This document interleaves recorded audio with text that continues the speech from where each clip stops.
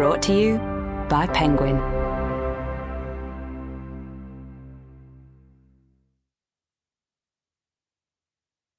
Living with Birds by Len Howard. Read by Jane Slavin. Preface.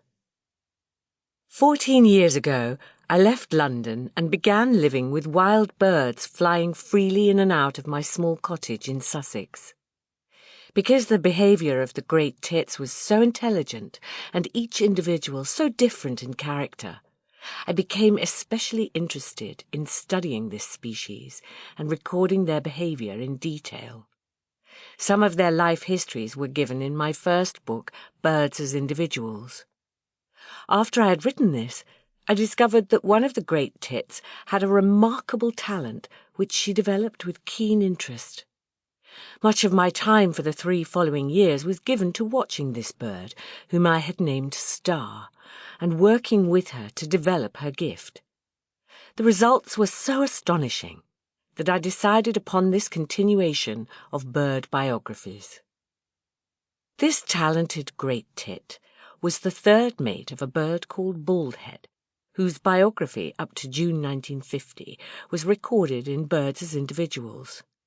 A few incidents of their nesting season in that year have to be repeated in the opening chapter of this second book, otherwise the biography of this remarkable bird would be incomplete. But I have told them here from the point of view of Star's behaviour instead of Baldhead's. All the material in the book is accurately compiled from notes taken at the time of the events. No scientific terms have been used, as these would not be understood by many listeners. In my former book, I stressed the fact that much intelligence and individuality exists among birds. Also, I said that their natural behaviour is suppressed at the slightest suspicion of fear.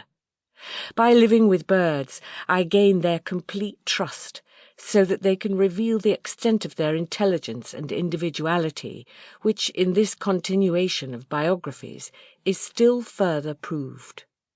Len Howard. Chapter 1.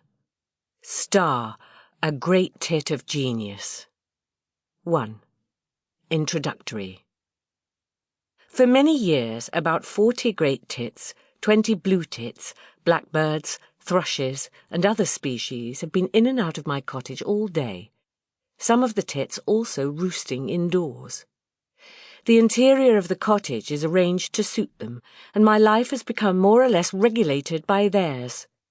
Great tits fly around me whatever I am doing, so that work needing concentration is better done after dark. This evening, before beginning to write their biographies, I stood at my window, watching the autumn sunset fade into dusk, while the last chinks of a blackbird came from his roost in a tree by the cottage. A robin, in the dim light, flitted hastily to the bird bath on the border of his territory, cocked his head saucily towards his rival, already roosting in a tree. Then he flew back to the inner precincts of his land. A faint tick-tick was heard as he sought his roost. All was now quiet in the garden.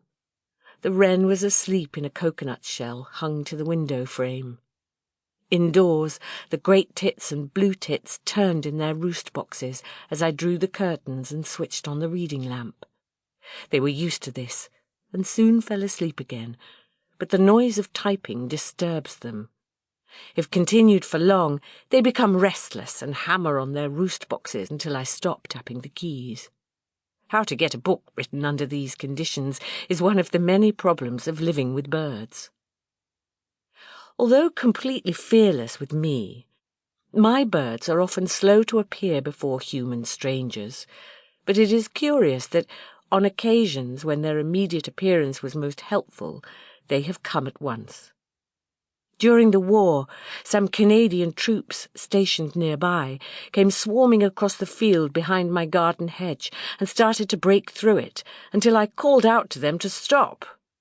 The men waited while their leader came forward and said sharply, "Private property can't be considered.